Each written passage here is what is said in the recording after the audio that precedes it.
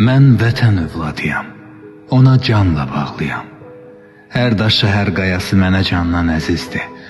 Qoy söyləyim ürəkdən, mən Türkəm, Türk oğluyam, Azəri balasıyam. İkinci Qarabağ savaşı başlamazdan öncə paytaxt Bakı ayaq üstə Qarabağın düşmən tapdağından azad olunması tələbi ilə yürüşə şahidlik eləyirdi.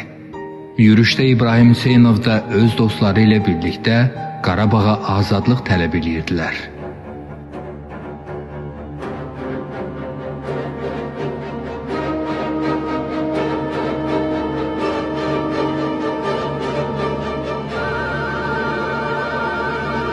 İbrahim Elmanoğlu Hüseynov 1997-ci il sentyabr ayının 6-sında Ağsu rayonunun Ağabəyli kəndində zəhmətkeş ailəsində dünyaya göz açıb. O, Ağabəyli kənd orta məktəbində orta təhsil alıb. 2015-ci ildə həqiqi hərbi xidmətə çağırış alıb. 2016-cı ildə aprel döyüşlərində iştirak edib. 2017-ci ildə isə hərbi xidmətdən tərxis olunub.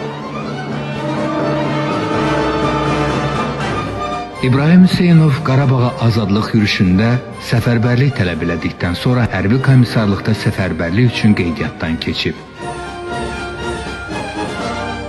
O 2020-ci il sentyabr ayının 26-sında 2-ci Qarabağ müharibəsində iştirak eləmək üçün yola düşüb.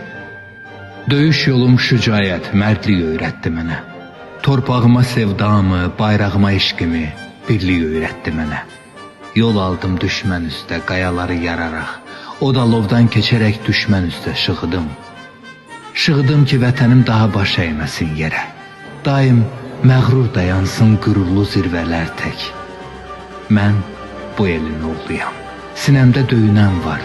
Ayım var, ulduzum var, üç rəngli bayrağım var. Uğrunda candan keçən şəhidim var, qazim var. Dastanlara sığmayan şanlı bir tarixim var. İbrahim Hüseynov 2-ci Qarabağ savaşında könüllü olaraq kəşfiyyat bölüyünə yazılır. Kəşfiyyatçı silahdaşları ilə birgə Talış kəndi uğrunda döyüşlərdə şücaətlə iştirak eləyir. Suqovuşan istiqamətində addımlayan kəşfiyyat qrupu düşmən puskusuna tuş gəlir. 2 gün puskuda qalmaq məcburiyyətində qalırlar.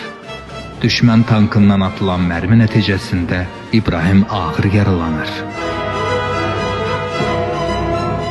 Qoy eşitsin səsimi yaxın, uzaq Turan eli. Azad olan Azərbaycan Qarabağla dirçəldi.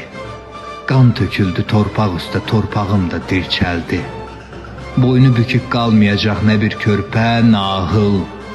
Biz birlikdə dastan yazdıq, müəllifi vətəndir.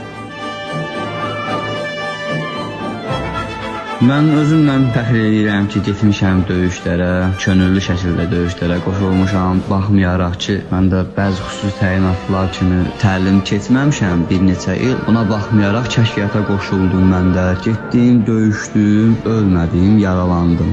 Qarabağ Azərbaycandır.